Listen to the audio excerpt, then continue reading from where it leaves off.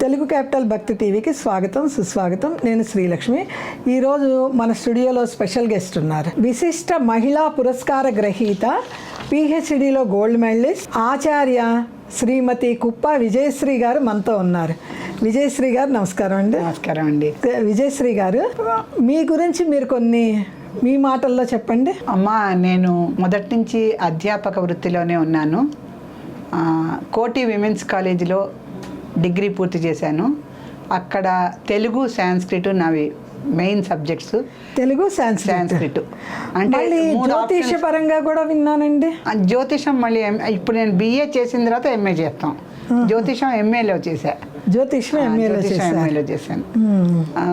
BA డిగ్రీలో తెలుగులోను సాంస్క్రిట్లో కూడా highest marks నావే విమెన్స్ కాలేజ్ నుంచి. తర్వాత సోషియాలజీ అని ఒక సబ్జెక్ట్ ఉండేది. ఆ 3 తీసుకొని డిగ్రీ కంప్లీట్ చేశాక ఎంఏలో సంస్కృతం తీసుకున్నానమ్మా. ఎంఏలో సంస్కృతం? ఎందుకంటే డిగ్రీలో సంస్కృతం ఉంది కనుక ఆ బేస్ మీద ఎంట్రన్స్ ఇచ్చి సంస్కృతంలో గోల్డ్ మెడలిస్ట్ అంటారా? సంస్కృతంలో అండ్ డిగ్రీలో గోల్డ్ మెడల్. డిగ్రీలో చాలా గ్రేట్ అండి. మహిళల్లో ఆణిముత్యం. అయ్యో, మళ్ళీ నేను ఎంఏ సాంస్క్రిట్లో చేరిన తర్వాత ఎంఏ సాంస్క్రిట్ 2 years అయిపోయాక మాకు అప్పట్లో డైరెక్ట్గా పిహెచ్డి ఇచ్చేవారు కాదు, ఎంఫిల్ అని ఉండేది. ఎంఫిల్ కోర్స్ అని ఉండేది. ఆ ఎంఫిల్లో థియరీ పేపర్ ఒకటి ఉండేది మాకు. అది అయిన తర్వాత టాపిక్ మీద ప్రాజెక్ట్ సబ్మిట్ చేయాలి. ఎంఫిల్లో కూడా థియరీలో హైయెస్ట్ మార్క్స్ నావేనమ్మా. తర్వాత పిహెచ్డిలో ఎంఫిల్ డిగ్రీ అయిపోయాక పిహెచ్డి డిగ్రీ 81లో స్టార్ట్ చేశాను. అది అప్పట్లో 5 years అవుతాయి కానీ పిహెచ్డి అంటే 5 years. 86లో కంప్లీట్ చేశాను. చేసినప్పుడు 86లో నాకు గోల్డ్ మెడల్ వచ్చింది. సత్వాలేకర్ గోల్డ్ మెడల్ అని. ఏంటండి? సత్వాలేకర్ గోల్డ్ మెడల్ అని. అది గోల్డ్ మెడల్ ఉంది మా దానికి. వారు డొనేట్ చేశారనమాట. ఆ గోల్డ్ మెడల్ తీసుకున్నాను పిహెచ్డి కాన్వకేషన్లో. తర్వాత ఇంకా టీచింగ్ లైన్కి వచ్చేసాను పిహెచ్డి అయిన తర్వాత. దాదాపు 78లో నా ఎంఏ అయిపోగానే నేను టీచింగ్ మొదలుపెట్టానమ్మా. టీచింగ్ చేస్తూనే పార్ట్ టైం లెక్చరర్గా ఈ ఎంఫిల్ డిగ్రీ, పిహెచ్డి ఇవన్నీ చేస్తుండే. అంతా ఉస్మానియా యూనివర్సిటీ. నేను పుట్టి పెరిగిందంతా హైదరాబాదే. ఉద్యోగం అంతా కూడా హైదరాబాద్లోనే. చదివింది అక్కడే, అధ్యాపకురాలుగా చేసింది అక్కడే. ఎక్కడైతే ఏ స్టాఫ్ రూమ్లో అయితే మా లెక్చరర్స్ కూర్చున్నారో మళ్ళీ నేను అక్కడ కూర్చోవాలంటే కొంచెం బెరుకుగా ఉండేది నాకు. మా టీచర్స్ కూర్చున్న ప్లేస్ కదా ఇదని. అలా చాలా మంచి అవకాశాలే వచ్చినాయి నాకు. డిగ్రీ కాలేజీలో పనిచేశాను, డిగ్రీ అక్కడే చదివాను. అలాగే పీజీ ఎక్కడ చదివానో మళ్ళీ పీజీ లెక్చరర్గా అక్కడికే వెళ్ళాను. సో 2 కాలేజీల్లో కూడా చాలా ప్రశాంతంగా పాఠాలు చెప్పుకుంటూ హాయిగా గడిపేశాను. ఇప్పుడు పదవీ విరమణ తర్వాత ఇంకా ఏదో కొంచెం ఆధ్యాత్మిక సేవే చేయాలని అనిపించింది నాకు. మరి ఇంత చదువుకుంటుంటే చదువులకే టైం లేదంటారు కదండి సహజంగా. అలాంటిది మీరు ఇంత ఆధ్యాత్మికంగా ఎలా ఎదిగారంటారు? ఇది మా నాన్నగారి కుటుంబ వ్యవస్థ నుంచి వచ్చింది. అంటే కుటుంబ వ్యవస్థలో మాకు ఆధ్యాత్మికత చాలా ఉండింది. మా నాన్నగారు మేమందరం గౌన్లు వేసుకునే సమయంలోనే మాకు లలితా సహస్రనామం అవపోసన పట్టినట్టుగా ఉగ్గుపెట్టినట్టే. అప్పటి నుంచి మేము అంబా అష్టకము, మీనాక్షి స్తోత్రము, అమ్మవారి అన్నపూర్ణ అష్టకము, మళ్ళీ మహిషాసుర మర్దిని స్తోత్రము, ఇవన్నీ ఆయన ఆఫీస్ నుంచి వచ్చేసరికి మేము అప్పచెప్పాలి. చిన్న వయసులోనే ఇవన్నీ అప్పచెప్తూ అమ్మ నాన్నగారు అమ్మవారికి ఎట్లా పూజ చేసుకునేవారు చూసేవాళ్ళం. మేమందరం సాయంత్రం పూట స్నానం చేసి కూతుగిన గౌన్లు వేసుకొని అక్కడ చాప మీద కూర్చుంటే వాళ్ళిద్దరు పూజ చేస్తూ ఉండేవారు. అట్లా పెరిగాం. తర్వాత మెల్లిగా మేము పెద్దవాళ్ళం అయ్యాక మాకు కూడా పూజా విధానం నేర్పించారు. అమ్మవారికి లలిత అష్టోత్తర శతనామావళి చేస్తూ చదువుతూ ఎలా కుంకుమ పూజ చేసుకోవాలో, ఎర్రని గులాబీ పూలతో అమ్మవారిని ఎలా పూజ చేసుకోవాలో అని నేర్పించారు. మా నాన్నగారు చివరి దశలో లలిత అష్టోత్తర శతనామావళికి వ్యాఖ్యానం రాయాలని అనుకున్నారు. కానీ ఆయనకి అప్పుడు లలిత పూజా విధాన దీపిక ఒకటి రాశారు.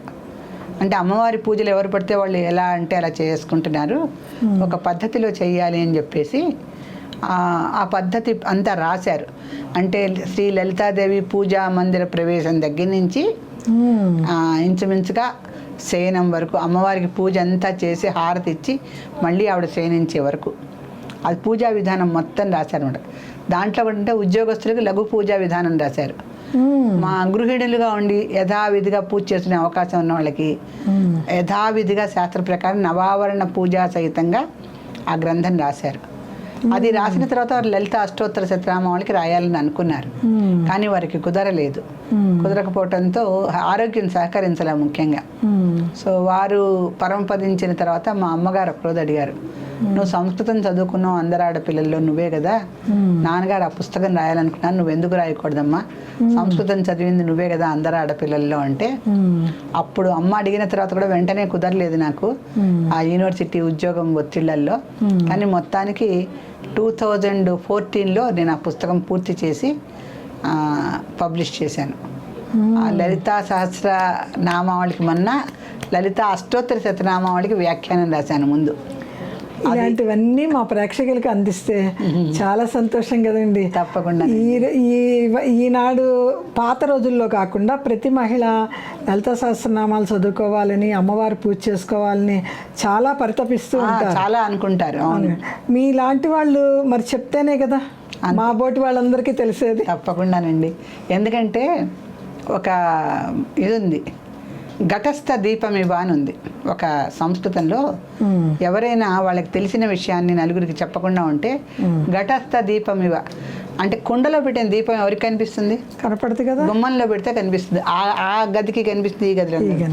ఘటస్థ దీపం ఇవ అంటారు వాళ్ళని. ఏంటంటే వాళ్ళకి ఎంతో పాండిత్యం ఉంటుంది, ఎంతో జ్ఞానాన్ని సంపాదిస్తారు. కానీ ఎవరింటికి వచ్చినా మమ్మల్ని మాట్లాడించద్దు, మమ్మల్ని తాకద్దు, మమ్మల్ని డిస్టర్బ్ చేయొద్దు అని కొంత రహస్యంగా అన్నట్టు ఉంచుతారు, అందరికీ అన్నీ తెలియకూడదు. అంటే ఇది తపోశక్తి విషయంలో అయితే కొంతవరకు నిజం.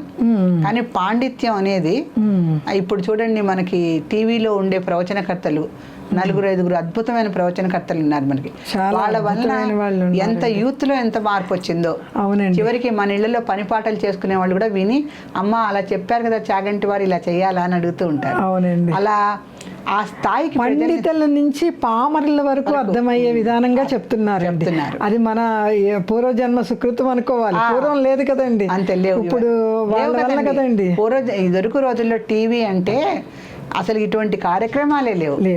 ఏదో పురాణ కాలక్షేపం, హరికథలు ఇలాంటివి ఏదైనా ఏంటి విశేషమైన రోజుల్లో అది కూడా పండగల్లో వాటిలో పెట్టేవారు కదా. ఇప్పుడు మన అదృష్టం కొద్దీ ఇప్పుడు ఎప్పుడు కూడా గరికపాటి వారు చెప్తూ ఉంటారు, ఆయన సభలకి స్టూడెంట్స్ నుంచొని వింటూ ఉంటారట. ఇది నాకు చాలా ఆనందాన్ని కలిగిస్తోంది, మార్పు వస్తోంది, నాకు అంతకన్నా నా ప్రసంగానికి సార్థకత ఏముందంటూ ఉంటారు. అలా యువతని మార్చటానికి, మంచి సంప్రదాయ స్త్రీలందరికీ పద్ధతులు తెలియటానికి, అసలు పురాణాలంటే ఏంటో తెలియని వాళ్ళకి, ఇతిహాసాలంటే ఏంటో తెలియని వాళ్ళకి వివరంగా రామాయణం ఏంటి, భారతం ఏంటి, అష్టాదశ పురాణాలు ఏంటి, భాగవతం ఏంటి, భగవద్గీత ఏంటి అసలు చెప్పని అంశమే లేదండి. వాళ్ళు అలవోకగా సునాయాసంగా ఎన్ని వందల పద్యాలు పాడతారో అసలుకి. సహస్రావధాని కదండి, పంచసహస్రావధాని. అలా అద్భుతమైనటువంటి ప్రసంగాలు మనకు చాలా ఉన్నాయి. అందుకని వాటన్నిటిని ఉపయోగించుకుని ఇప్పటి వాళ్ళకి చాలా అదృష్టవంతులు. మా రోజుల్లో మా నాన్నగారే మాకు గురువు. సో ఆ రోజుల్లో నేను అష్టోత్తర శతనామాలకు వ్యాఖ్యానం రాస్తే ఆంధ్రప్రదేశ్లో నేను 2వ దాన్ని రాసిన వాళ్ళల్లో. ఒక ఆయన ముందు, నాకన్నా ముందు ఒక ఆయన రాశారు. అంటే అష్టోత్తర శతనామాలకి ప్రాచుర్యం తక్కువ, సహస్రానికే ఎక్కువ. అందరూ సహస్రం చదువుతూ ఉంటారు, అష్టోత్తర శతనామాలు చివరిలో కొంచెం చదువుతారు అంతే. అలా అష్టోత్తర శతనామాలకి మా అమ్మ చెప్పిన ప్రకారం రాశాక ఆయనకి ఆజ్ఞ ఆయనకి అంకితం ఇచ్చి నేను పుస్తకం రిలీజ్ చేశాను. దానికి కుర్తాళం పీఠాధిపతి గారు వచ్చారు. కుర్తాళం పీఠాధిపతి ఆయన వచ్చి నా పుస్తకాన్ని ఆవిష్కరించారు. చాలా సంతోషం అండి. దాని తర్వాత నేను సహస్రానికి వ్యాఖ్యానం రాయటం మొదలుపెట్టా. లలితా సహస్రనామానికి వ్యాఖ్యానం ఒక 50 నామాల వరకు రాశాను. ఒక పత్రికకి రాస్తూ ఉండేదాన్ని, ప్రతి నెల ఒక నామంకి వచ్చేది. అలా కొంతకాలం జరిగిన తర్వాత ఒక మంచి ఖమ్మంలో ఒక అడ్వకేట్, ఇలాగే ఆయన కూడా, ఆయన వచ్చి, అమ్మా ఈ పుస్తకం నేను పబ్లిష్ చేయిస్తాను, మీరు చాలా బాగా రాస్తున్నారు, చాలా అద్భుతంగా ఉంటుంది మీ వ్యాఖ్యానం అని నాకు ఆ పుస్తకం ఖర్చులన్నీ చెప్పండి నేనే వేయిస్తా అని చెప్పి ఓసారి వచ్చి నమస్కరించుకుని వెళ్ళాడు. అంత అవసరం లేదండి, అమ్మవారు నాకు తన గురించి ఖర్చు పెట్టేందుకు ఇంతో అంతో స్తోమతనిచ్చింది. నేను పుస్తకాలు కూడా అమూల్యమనే రాస్తానండి. దాని మీద రేటు వేయను, ఎవరి దగ్గర నయా పైసా తీసుకోను. ఎవరైనా గూట్లో పెట్టకుండా చదువుతారంటే వాళ్ళకి మాత్రమే ఆ పుస్తకం ఇస్తా. అలా లలిత అష్టోత్తర శతనామావళి లేఖ చేశా. సహస్రం కూడా మొన్న పూర్తి చేశాను. అంటే వ్యాఖ్యాన సహితంగా కాకుండా వ్యాఖ్యాన సహితంగా చేసే పక్కన పెట్టి కొన్నాళ్ళు ఈ ప్రజలందరూ నన్ను, అమ్మ కుంకుమ పూజ చేసుకుంటే మాకు అర్థం తెలిసి చేసుకుంటే బాగుంటుంది కదా, అర్థం తెలియకుండా రాసుకుంటే ఏం లాభం పూజ చేస్తే, అలా మీరు కుంకుమ పూజ చేసుకునే వాళ్ళ కోసం పుస్తకం రాయండి అని అడిగారు. నాకు కూడా అనిపించింది, ఎక్కడ సామూహిక పూజలకు వెళ్ళినా వాళ్ళు కుంకుమ ఇలా పోసేస్తూ ఉంటారు, చేస్తూ ఉంటారు. ఆ పైగా సామూహిక పారాయణలో ఒకళ్ళు ఒక నామం ముందు చదువుతారు, ఒకటి వెనక చదువుతారు. ఒక పద్ధతి, ఒక క్రమం ఉండదు. అర్థం తెలిస్తే అలా చేయలేరు కదా అనిపించి ప్రతి నామానికి 1000 నామాలకి అర్థం రాశానండి. అంటే సరళ భాషలో ఎక్కువ వ్యాఖ్యానం లేకుండా అర్థం తెలుసుకోవటం మాత్రం రాసి దాని ఫలితం కూడా రాశాను. ఫలితం కూడా అంటే ఏ నామం చదివితే ఎటువంటి ఫలితం వస్తుంది, అసలు దేవతానామాలు ఏది చదివినా ఫలితం లేకుండా ఏవి ఉండవు. ఫలశ్రుతిని వాళ్ళే ఇస్తారు కదా. ఇక్కడ లలితా సహస్రం ఉంటుంది, పక్కన ఫలశ్రుతి ఉంటుంది. విష్ణు సహస్రం ఉంటుంది, పక్కన ఫలశ్రుతి ఉంటుంది. ఆ ఫలశ్రుతులన్నీ మనం చదవటం కన్నా కూడా ఒక్కొక్క నామం, ఏ నామం చదివితే ఏ ఫలశ్రుతి వస్తుంది అన్నీ కలిపి రాస్తారు ఫలశ్రుతులు అయితే. నేను అలా కాకుండా ఈ నామం చదివితే ఆరోగ్యానికి ఇలా మంచిది, ఈ నామం చదివితే సంసారానికి మంచిది, ఈ నామం చదివితే విద్యాభ్యాసానికి మంచిది, ఇలా నిత్య జీవితంలో మనుషులకి ఏవేవి అవసరాలు అవన్నీ కూడా రాసుకుంటూ వచ్చాను. సో 1000 నామాలకి 1000 ఫలితాలు కూడా ఇచ్చాను. 1000 ఫలితాలు ఉన్నాయి. 1000 ఫలితాలు ప్రతి నామానికి ఉన్నాయండి. ప్రతి నామానికి ఒక కొన్ని నామాలు మాత్రం బీజాక్షరాలతో కూడిన ఉన్నాయి. వీటికి మనం వ్యాఖ్యానం రాయొచ్చు కానీ ఫలం రాయకూడదు. అవి పారాయణ చేయటం వలన కొంత అందరికీ అర్హత ఉండదు బీజాక్షరాలతో ఉన్నవి చేయటానికి. ఇవి మాత్రం వద్దని చెప్పారు మా గురువు గారు. అది ఫలశ్రుతిలో మనం పారాయణ చేసేటప్పుడు మనం చదవచ్చు కానీ నామం చదవచ్చు. ఆ నామం చదివినప్పుడు ఫలశ్రుతి తెలుసుకుంటే కొంత దాంట్లో బీజాక్షరాలు ఉండటం వల్ల దాని ఫలశ్రుతి చెప్పకూడదు. ఇప్పుడు కొన్నిట్లో నరసింహ వ్రతం ఉంది, నరసింహ మంత్రం ఉంది, కొన్నిట్లో చండీ మంత్రం ఉంది, కొన్నిట్లో వెంకటేశ్వర మంత్రం ఉంది. నామాల్లో ఆ నామంలో అది రిఫ్లెక్ట్ అవుతూ ఉంటుంది అనమాట ఆ అర్థం. కానీ మనం మంత్రం ఉందని వరకే చెప్పాలి కానీ ఆ మంత్రం ఏంటో చెప్పకూడదు. మంత్రార్హత అందరికీ ఉండదు మంత్రం చదివేది. అలా మామూలుగా చదివే అర్హత ఉన్న వాడి నామాలన్నిటికీ రాశాను. మొత్తం సహస్రంలో ఒక 30-40 నామాలకి నేను ఎడిట్ చేశాను. ఎందుకంటే అది ప్రజల్లోకి వెళ్ళకూడనటువంటి ఫలితాలు అవి. కొన్ని నియమాలు ఉంటాయి కదా, అవి ఉంచేశాను. సో మిగతా అన్నిటికీ రాశానండి. మామూలుగా అందరూ అన్ని నామాలు చదువుకోవచ్చు. అందరూ అన్ని నామాలు చదవచ్చు. చదవటానికి ఒకే ఒక్క నియమం, శుభ్రమైన స్నానము, శుచివంతమైన బట్టలు, చిత్తశుద్ధి. ఇది చాలా ముఖ్యం. మెయిన్ చిత్తశుద్ధి ఉండాలి. సో ఈ రకంగా ఆ పుస్తకం అయితే నేను అష్టోత్తర శతనామావళి చాలా శ్రద్ధతో రాశా. అమ్మవారి అంగాంగ వర్ణన, ఆవిడ యొక్క సౌందర్యము, ఆవిడ యొక్క అంటే రాక్షస సంహారము, పాతివ్రత్యము అన్నీ రాశా. కానీ ఆ పుస్తకం కన్నా కూడా లలితా సహస్రనామం పుస్తకం బాగా ప్రాచుర్యం పొందింది.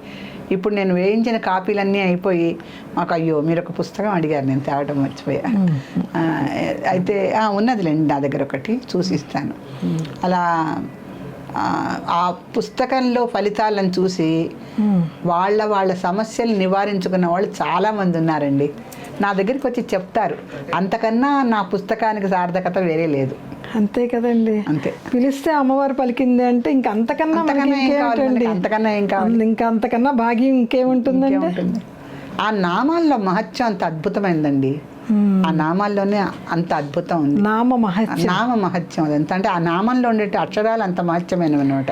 అంటే ఆ నామాలు పారాయణ చేస్తే మనం ఏ సంకల్పం కోసం పారాయణ చేస్తే ఆ సంకల్పం నెరవేరుతుందంట. తప్పకుండా నెరవేరుతుందండి. అలా నెరవేరిన వాళ్ళు నాకు వచ్చి చెప్పిన వాళ్ళు ఉన్నారు. ఈ నామం చదువుకోండి అమ్మా, మీకు ఈ సమస్య ఉంది కదా అంటే తప్పకుండా ఆ నామం వాళ్ళు పారాయణ చేసి, నేను మినిమం 108 సార్లు చదవమని చెప్తా. తర్వాత వాళ్ళ యథాశక్తి. రోజుకి 108 సార్లు అంటే ఏ నామైనా 10 నిమిషాల కన్నా పట్టదు. తర్వాత వాళ్ళకి ఇంకొకసారి మళ్ళీ ఇంకొక 108 సార్లు చేసే అవకాశం ఉందనుకోండి, అలా కూడా చేయమని చేసుకోవచ్చు.